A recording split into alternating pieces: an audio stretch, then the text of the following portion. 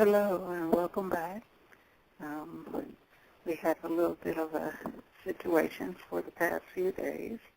As some people may know, back in 2007, I was kidnapped and assaulted by police officers. And since then, I have been almost completely bedridden. And some days are definitely worse than others, but whenever people ask me, how are you, I always say I'm still here. So I'm telling you guys now, I'm kind of weak, but I'm still here. Now my vision goes in and out. It gets kind of bad, but I'm going to start you off with a poem today. As you know, we're continuing our series. I'm going to try to catch up the series today. I'm not sure if they'll let me do it, but this one that we're doing now is Restoring Honor and Pride Back to Black Senior Citizens. What would it really take? And this is part 5 in the series, and we're going to be talking about the things that have happened to black senior citizens, the things that are happening to black senior citizens, and what black organizations should be doing to protect and restore senior citizens back to the times when they were doing pretty well. And a lot of them are not doing so good right now. But I'm going to start you off with a poem. And this one is called, Without Our Elders, We Are Lost. A lot of people like this one because they are able to give it to parents and grandparents, and they hang it up on the wall. I had a black community back when I was growing up. My neighbors knew each other, and they looked out after us. Grandfather, he was like a king, a giant of a man. Grandmother, she was like a queen, just 5'1" she stands. Men worked and they protected, and they showed us what we need to make a strong black family, avoid selfishness and greed. Though some may work harder than some, and others have to manage, they taught us to respect all blacks and never take advantage. Then demons snatched our elders out, and we began to fight. We didn't know where they'd taken them, but we knew it couldn't be right. Without our elders, we were lost, and black children began to stray. They sold their parents' property, and then they moved away. But they didn't move to black neighborhoods. They had to be near white.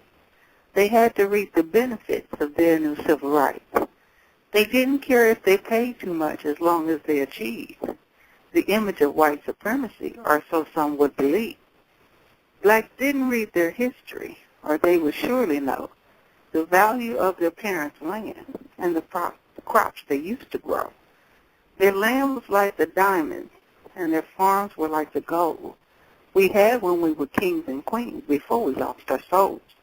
God once again can enter your home if you choose to let him in, and the devil can only lynch you if you think that he's your friend. That's the Black Panther poem from Nita Black, and it kind of speaks to the situation that we're going to talk about today, what black neighborhoods were like when elders were there. A lot of black neighborhoods you see now, you barely see the elders. You may see one or two that,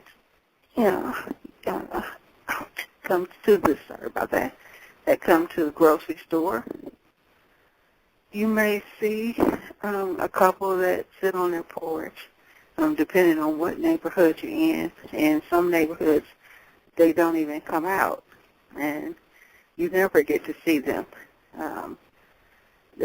When people do come over to get them, they go right into the car, and they come right back home and back into the house. So it's become a thing where many of the children, the little children, the middle school children, teenage children, or don't get a lot of time and to spend with their grandparents and the great-grandparents. You got parents that are, working like slaves from sunup to sundown, and then you got children that are busy doing, everything under the sun, and, you got to be here, you got to be there, you got, all these different video games and television and just phones with texting and everything. And so there's really not a lot of time anymore that people spend with black senior citizens, black elders. And so children are really missing a lot of things. Three main things that they're missing is that image of growing older and wiser, hopefully. But that image of growing older. So black children have a distorted view of not caring if they die young.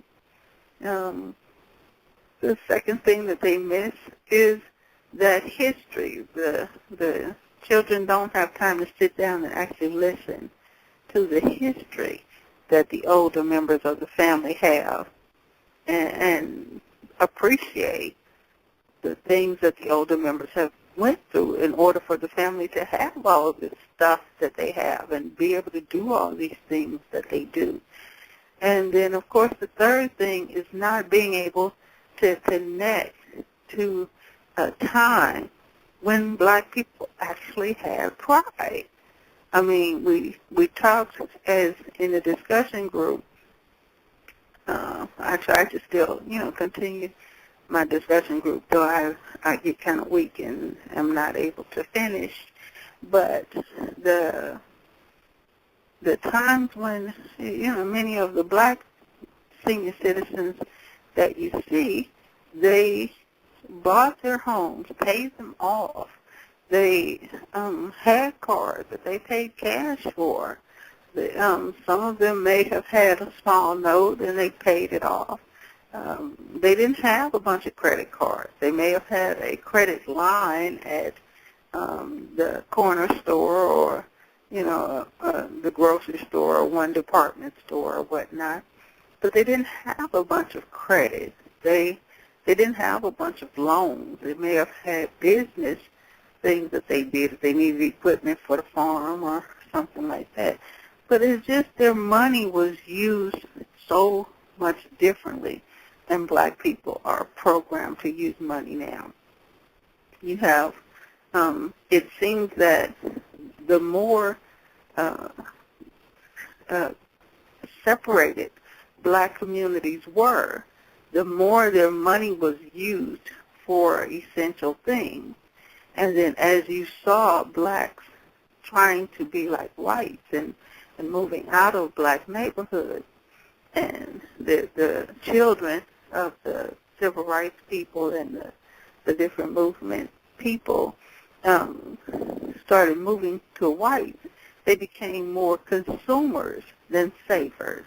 They became more materialistic than traditional. And that's something that has really, really caused significant change in the black community, because now each generation is no longer looking forward to,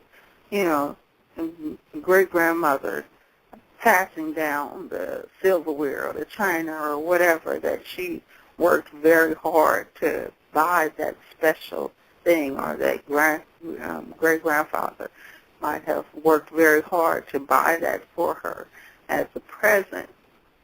And so it's not something that was in abundance. It was something that was very special.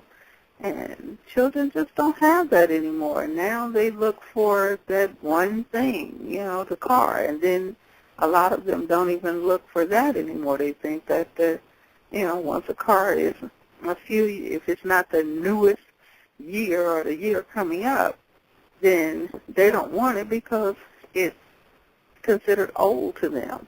And even if they do get it, they don't appreciate it or treat it well, many of them, because they're looking at the new hotness And they're just driving this old thing until they can get the new highness.